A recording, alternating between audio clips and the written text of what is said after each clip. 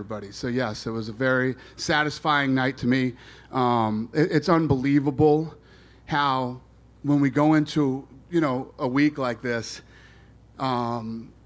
just the backlash and negativity and bullshit that you have to read and all this stuff that goes on during the week of a fight like this. I saw this, I get it for you guys that it's, there's an ocean of Twitter tweets and Instagrams and all these things, and I guess saying stupid things sometimes makes you stand out.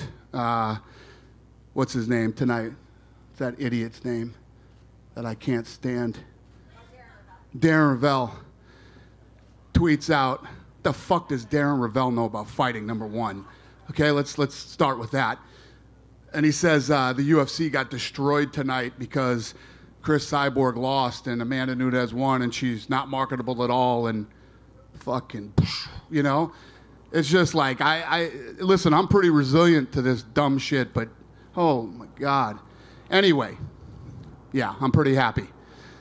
Well, let's talk about Amanda Nunes. I mean, what a moment that was. Talk about just kind of what you thought about that fight and what you want to see going forward for her. Now she's got 2 belts, and, it's tough to defend in 2 weight classes, but there's not a lot at 145. So, what do you want to see for her?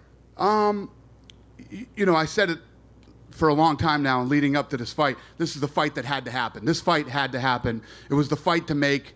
And this is the type of fight that builds legacies, and you realize you have to find out who is the best in the world. We were able to do that tonight, and it was an incredible fight. And look at Amanda Nunes. And you think Amanda Nunes isn't going to be a star after this? I fucking guarantee it. I promise you that. Place went crazy for her. And I don't know what's next. Tuesday, we'll be back in the office, and we'll have a meeting, and we'll figure out what's next for her. Ask about Jon Jones as well. He looked very, very dominant returning tonight. He made it clear right away. He said DC, threw the name out there. Are you interested in that fight? I mean, it seems like it would be one of the biggest fights you could possibly make. And I wonder if you're interested in making it. And would you want to do it at 205 or would you want to do it at heavyweight? So I was talking to Cormier during the Jones fight, and he's all fired up. He was obviously very angry this week leading into this fight. And, there was talk from his camp about him retiring without another fight, and maybe he was just going to fight one more fight. It sounds to me like Cormier's ready to fight 2 or 3 more fights before he thinks about hanging it up.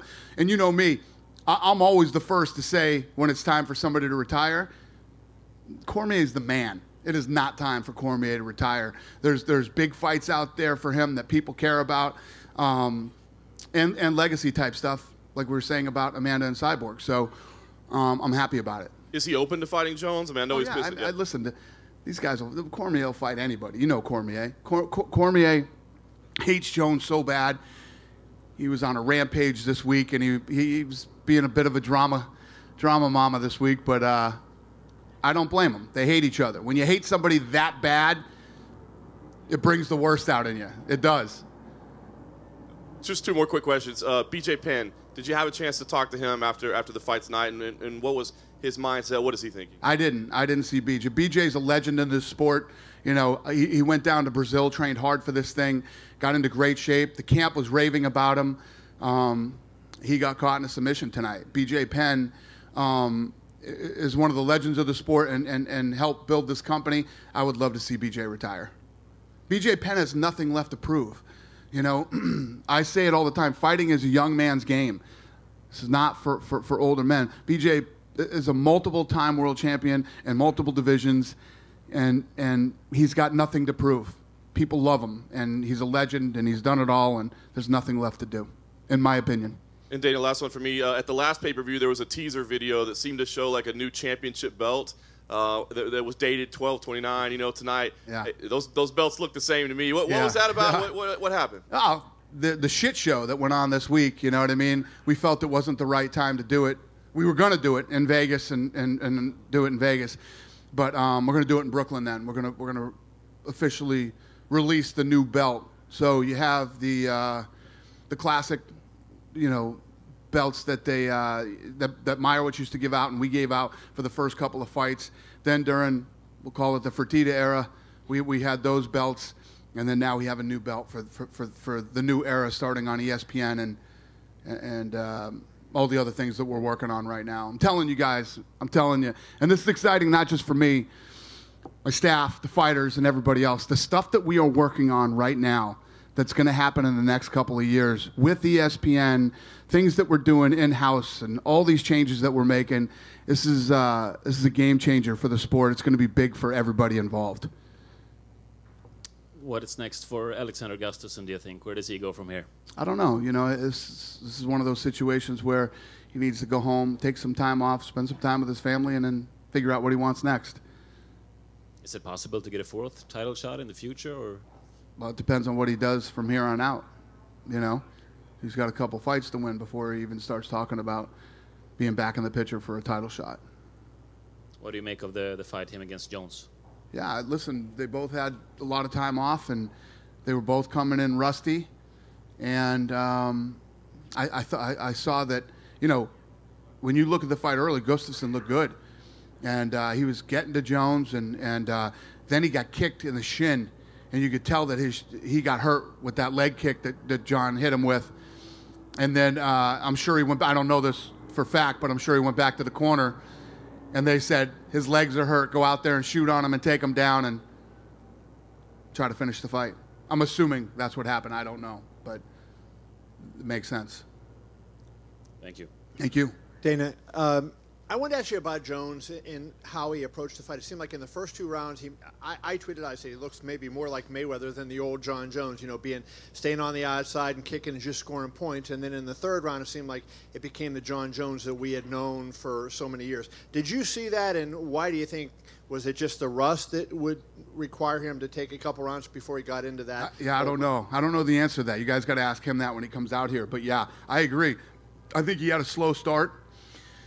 And, I don't know if he was just taking his time and pacing himself. He's got to go 5 rounds with Gustafsson, who's tough and can definitely go 5 rounds himself. Tried to bust him up the best he could, and then went in for the kill when he hurt his leg and shot on him. And do you feel like there's any chance that he, we're starting to, not that he's declining, but we're seeing, as a slow, he's not the same guy that he was when he was 27 or whatever. Is there any chance that we're seeing that now? That's what this is? That's always possible. I don't think we saw it here tonight in this fight.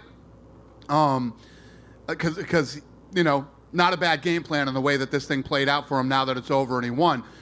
But we have to see from here on out. The big question about Jon Jones is this. He made it to this fight. This fight needed to happen. He did not test positive for a PED. We've been through all that shit last week. We know. Now what needs to happen is Jon Jones needs to pass his drug test that the California State Athletic Commission is taking. And honestly, off the top of my head right here, I don't know if they're testing for recreational drugs or what the deal is. But Jon Jones needs to stay on the straight and narrow, stay out of trouble, stay in the gym. I would love to keep him busy this year with all the great things that we have going on right now. And we'll find out where Jon Jones is as far as timing, age, all these other things. One other question about the heavyweights or the light heavyweights. Is Brock completely out of the picture now? Is that no longer an option? No, he's not. He's not out of the picture. There still is a chance that you could sign him? Absolutely. Okay. What has been the holdup? I think he's already under contract with me. Well, it's seeming like there's been, it's looked. Yeah. So we were talking about it, and then he ended up signing a new deal with WWE. What I think happens is, he's in a very unique position because he can play this thing between UFC and WWE, and they get right down to the wire. And I think Vince throws so much money at him that he says, "All right, I'll do it again," because this is here no matter what. When he's ready, he can come in here and fight, and he's going to make a shitload of money here too. So it makes sense. I'm assuming that's what's going on. Who would you like better for Brock if he fights? One of the things that you guys know about me is I don't wait for anybody. I'm not fucking waiting around for anybody. So I'm rolling with the business. Guy doesn't want to fight this year? It's all good. It doesn't matter who you are, how big you are, what your deal is. You don't want to fight? Do your thing. When you're ready to fight, you come back and talk to me, and we'll figure something out. Who would be better, him or DC? Or Jones or DC against They're Brock? both good. Those are both good fights. I think Jones, DC, and Stipe are all 3 good fights for Cormier, if Cormier wants to do 3 more fights. And if I could ask you a couple about Amanda, do you feel like, beating Valentina, beating Ronda, beating Miesha Tate, and now beating Chris, she's the best ever? She's the best ever? How can you deny it? You can't deny that she's the best ever. That's what this fight was for. This fight was to find out. But if you look at her resume and who she's beat, she's the best ever. You can't. Nobody can dispute that. You can try and you can say some stupid shit, but she's the best ever. And lastly, about her, can you quantify like her punching power? Because I don't know that we've ever seen a woman fighter that punched the way she punches. I agree. And the other thing was, one of her big things going into this fight, which Cyborg talked about a lot, she's like, I need 9 months. I need to put weight on. She's like, I'm going to go fight this chick. This chick's going to come in at 165 pounds. I need to put more weight on or whatever. I don't necessarily always believe in that. When you put more weight on, it slows you down. You're not used to carrying that kind of weight for 5 rounds. The list goes on and on of reasons that I don't think that's absolutely necessary. But she looked damn good tonight. She looked strong. Not only was she dropping bombs, she was taking big shots too and walking right through them like it was nothing. So maybe there is something to it. That's a big thing for GSP too. Remember?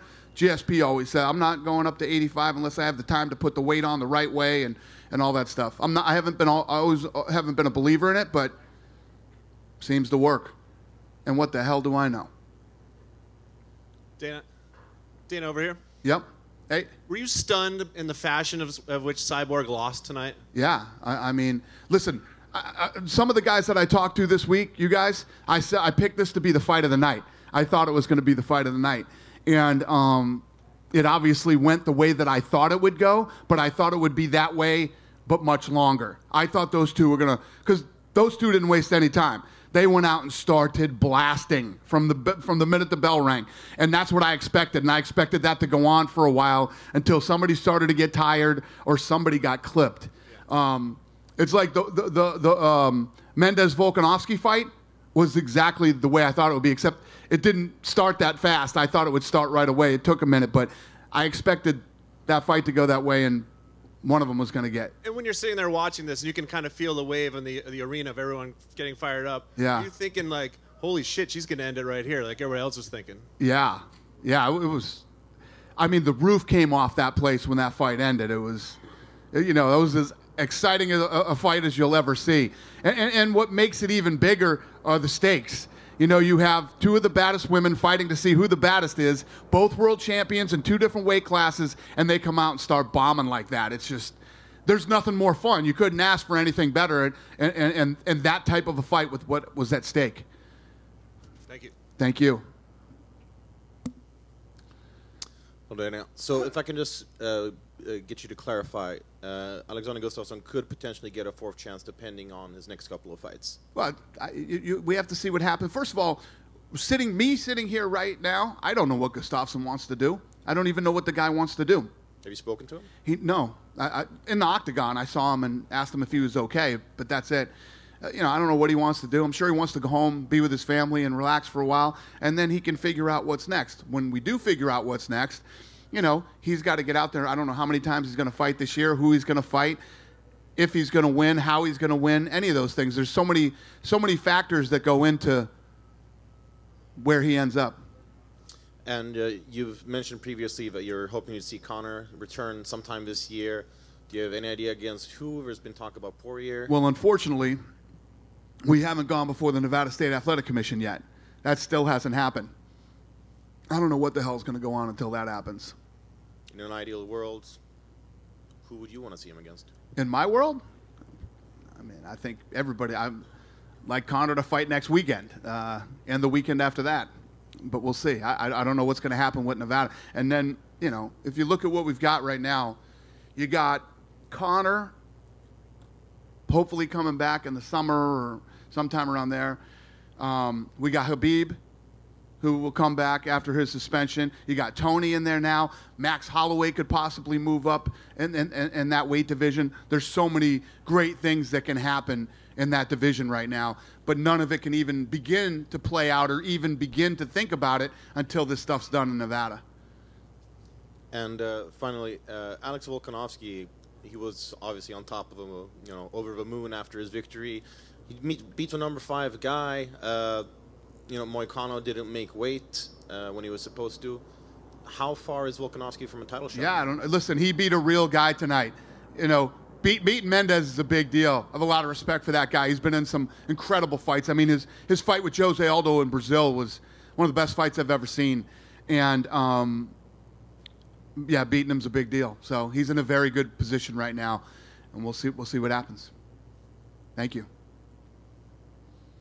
Dana over here. This was the last show in the Televisa TV contract in Mexico. You guys are starting with Fox Sports again next month. What are your expectations for next year for Mexico? Cain Velasquez just announced he's coming back, and I don't know. It's been talks about a Contender Series, probably coming back with a pay-per-view because it haven't happened since 2015. Last time Cain Velasquez fought in Mexico. I'm not sure what your question was, but. Yes, I mean, I say it all the time. Mexico is very important to us. I've always been focused on Mexico. Cain Velasquez is coming back in a great fight with Francis Ngannou. And, we got to see how he does, and then we'll go from there. And are you asking when we're coming back to Mexico? Yeah, is it possible to come back with a pay-per-view depending on Cain? Yeah. Or absolutely. Kelvin Gastelum, absolutely. Champion, I don't know, some Mexican fighter. Thank you. Thank you. Hi, Dana. Hi. Hi. Over here. Hi. Hi. So you said that if Gustafsson won, you were maybe going to Sweden. Is that still a possibility in the next future? Yeah, we can still... Listen, you've been to the Sweden events, right? Uh-huh. They're ridiculous. They're amazing. The fans over there are incredible. We sell that place out every time we go. It's so fun. Yes, we can end up back in Sweden, even though he didn't win. Do you have any idea when? I do not, sir. So this is obviously a sad day for Swedish MMA fans, but David Tamer has been racking up win after win. When can we expect him to get a crack at the top 15? Yeah, no, that's a great question. That's a great question and a fair question. He looks incredible, and I don't know. We'll figure that out. Do you think he deserves it? Do you think what? Do you think? Could we have a worse place for a press conference right now? I agree. It's like we're at the airport. Do you think David Tamer deserves a top 15 next? Sure. And lastly, Jack Hermansson looked great in his last couple of fights. Do you think he is ready for that next step? Who did you say? Jack Hermansson, the Joker. I don't know. For me to answer these questions right now, I mean, I got to be in the room. When we do the matchmaking, there's so many things that are involved. Timing, where is it? Who's hurt? Who's available? How many of the top 15 guys already have a fight? There's a lot of things that go into deciding who's next. Thank you, Dana. Thank you. Here? Yep. Over here. Hi. Yeah, I'm sorry. I may be not an expert in everything, but I didn't understand quite the thing about Jon Jones and the California Commission about possibly testing for whatever. Well, so here's what happens. So all the stuff that happened before this, the testing and all the stuff. They tested him in California too, but there's drug tests the night of the fight too. You get drug tested tonight or whenever it is, So he has to pass those drug tests too. The difference is when you're in competition, they usually test for recreational drugs too. Marijuana, cocaine, and all these different things. Jon Jones' future depends on a lot of different drug testing. This guy needs to keep passing drug tests. He needs to stay clean, stay straight, keep training, stay in the gym, keep winning, and this guy can completely turn his life around. Okay, so what would happen if he didn't pass a test after tonight? I'm going to kill myself. Okay. Wow. Yeah. Okay. Yeah. I don't want that to happen, sorry. Huh? I wouldn't want that to happen. Well, thank you, ma'am. Some other people in here would. Okay. Thank you. Hey, Dana. Mm-hmm. Over to your right. Of all the things that Jon Jones is good at, the many things he's good at, is the best thing his ability to block everything else out and get in there and fight? Of all the things that are going on, yeah, it's uncanny. Yeah, you know what's fascinating about this guy? when you think about him as a fighter, he's one of the strongest people you've ever seen, and physically, mentally, emotionally. All the drama that was going on this week, and not being able to fight in Nevada and all that stuff, he really did keep it together. And I've seen many fighters crack under a lot less pressure. And the thing is with the guy, if he can get his personal life together, who knows what this guy could accomplish? Knows what he could do. Chris Cyborg is going to her final contract, final fight on her contract now. Is a rematch? Does that make sense? She hasn't lost since 2005. Do you go right back to Cyborg Nunez too? I don't think you do. No. No, I mean, it was a pretty convincing win. Sure. So what do you do with Cyborg then at that point? Again, I gotta get back in the lab and figure it out. But we'll come up with something for her. A couple last things. Kat Zingano, that whole situation where she got a toe in the eye. Have you ever seen? No, it's pretty crazy. I've heard of it happening, but I never saw it before. Unfortunate, and one of those just wacky. If you think about an MMA fight between two really good MMA fighters, and the kicks and the punches and the elbows and all the things that fly around, really is a very unique and odd injury. But I've heard of it happening. Happened to the coach there. Winklejohn. Yeah. Should that be treated like an eye poke? Like a like a. I don't know what you call it. It's actually a toe poke, but I don't know. I don't know. It happens so infrequently. It's tough to make a call on that. What's that? Yeah. So apparently, you heard him. Yeah. Last couple of things, Dana.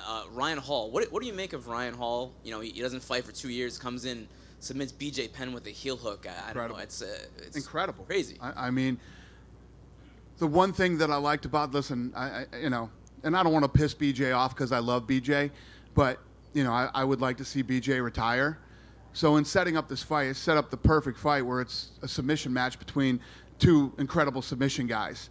And for him to submit BJ the way that he did, as fast as he did, it's a big deal for that kid, And I'm sure, like Rogan said, I'm sure he grew up idolizing BJ Penn. So to be able to pull that off it's incredible.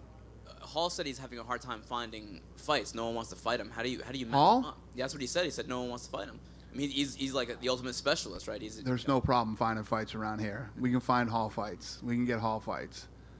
And last thing, Nick Diaz, I believe, said recently that he's actually not going to fight George Masvidal on that card in March in Las Vegas. He said he's not doing it.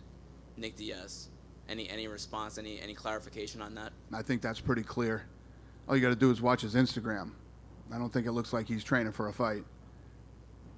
So that fight's not happening. That's yeah. It. No. Okay. Thanks. Yeah. Yeah, Dana. Yeah. So Cyborg was really the only featherweight fighter, pretty much. She and Megan Anderson were really the original featherweights in that division. Now that Amanda is the featherweight champion, do you have her defend that belt? Do you hire new girls to fight on that division? What's the future for that division? I don't know. I gotta figure that out. I need to talk to Amanda and see what she wants to do, and we'll figure it out.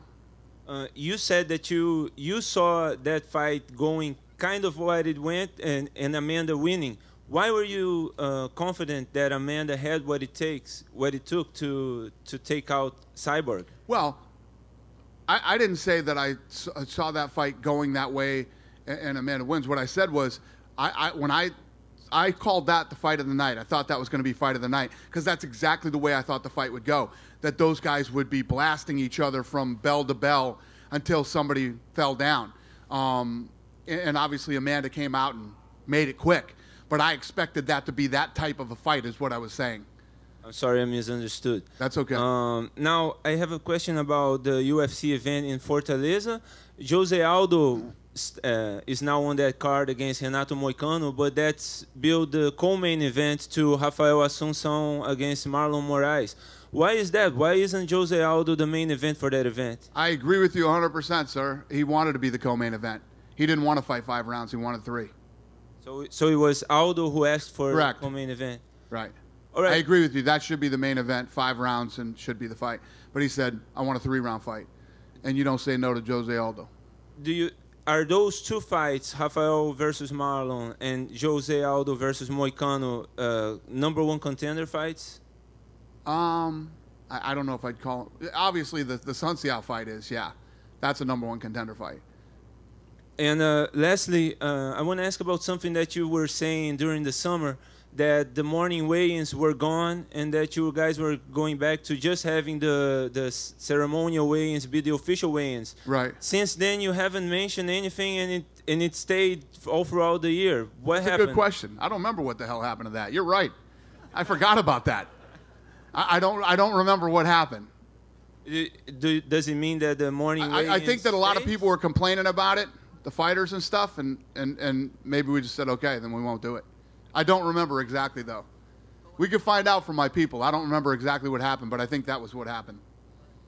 And do the flyweight division stays after Cejudo versus Dillashaw? We'll see what happens. We'll see what happens. Dana, you just mentioned that the Stockholm cards are typically pretty crazy. Are there any plans to expand to any of the other Nordic countries? For instance, Finland has Makwan Amirkhani, Teemu Packalén. A number of different countries have really active and excitable fights. Yeah, I say this all the time. I mean, we're going to go everywhere. We're going to continue to go everywhere. And some of the things that I said earlier we're working on for 19 and 20, I say this every year, but every year we take the sport to another level. We literally take it to another level every year. And I have to say that this year, the stuff that we're working on is going to be our most progressive year in the history of the company. We got a couple things we need to get through here in the next several months, which I'm very confident will happen. And we're going to blow your minds again. I'm looking forward to it. Are there any specific plans for countries like Finland, though? No, not right now. Off the top of my head.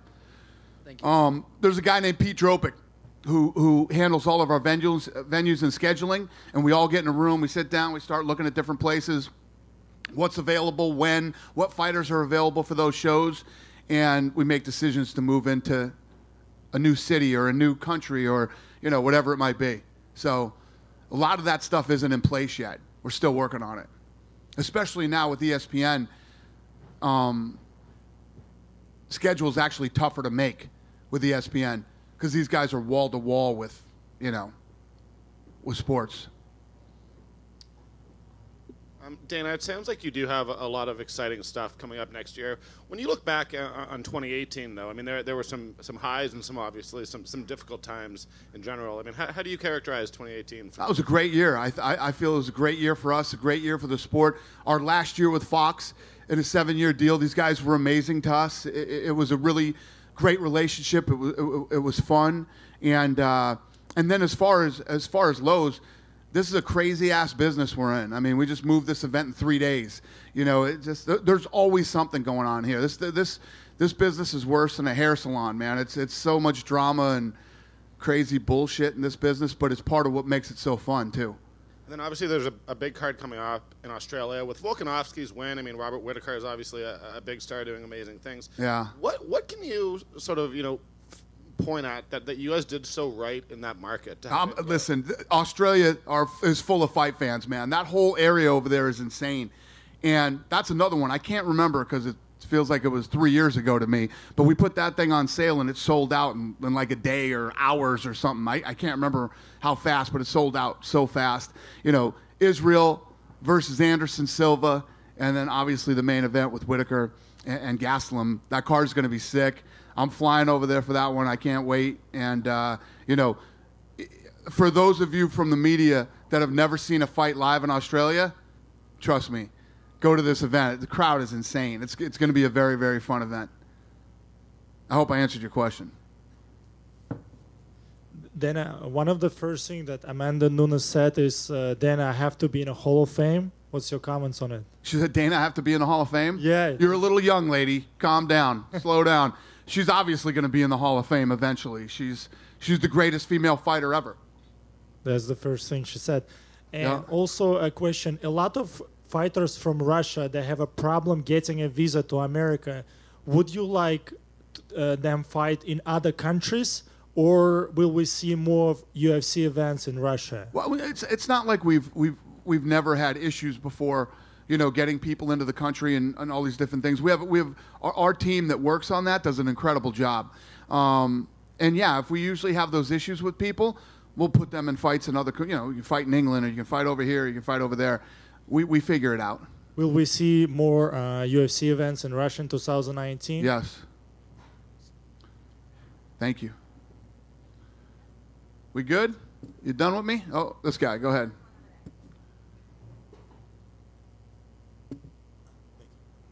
Hi, Dana. Just wanted to ask you if there was any sort of contingency plan in place in case Nevada is ready to suspend Jon Jones when they reconvene. I don't think that happens. I don't think that happens. I mean, listen, if that was the case with Nevada, if Nevada was seriously concerned about it, the reality is Nevada couldn't do a hearing. They could have done it on Friday. And I talked about with some guys the other day. I'm a degenerate gambler, but I ain't that much of a gambler, okay? I wasn't willing to risk that. If I have an ace and the dealer has an ace, I'm taking even money all day. So we moved the thing to California. They could have stopped us from moving to California. They could have told California they weren't comfortable with it. I don't see Jon Jones having a problem getting a license in Nevada. He didn't do anything wrong. Gut feeling or lines of communication open with Nevada right now about what you can expect when they reconvene? I don't know what to expect, but I would be blown away if they didn't give him a license to fight in Nevada. It makes no sense. Makes no sense at all. We good? Yeah, go ahead, buddy. Yeah, it's coming. Hey, Dana, so, you know, you and Oscar have been sparring again back and forth. What's really at the source of your conflicts here? What started, first of all, this all started with him telling people not to watch Mayweather versus McGregor. Who does that, you know? Then he came out and said that, you know, he basically lied about what guys had been paid, what we were paying fighters, what Chuck Liddell made, what Tito made. He's a liar. And I called him out for being a piece of shit and a liar, basically. And, you know, he's said that he's going to try to take over with his MMA, of course. And you've talked about boxing. Are you still trying to get into it? Now you're with Roy Jones. Wait till you see what we do this year. Wait till you see what happens with Oscar De La Hoya in the next 3 years. So what's your prediction for the zone? Listen, you guys know me, man. Some of you have known me for a long time. You want to battle? I'm your guy. I'm your guy. Let's do it. Good? Thank you guys very much. I appreciate it.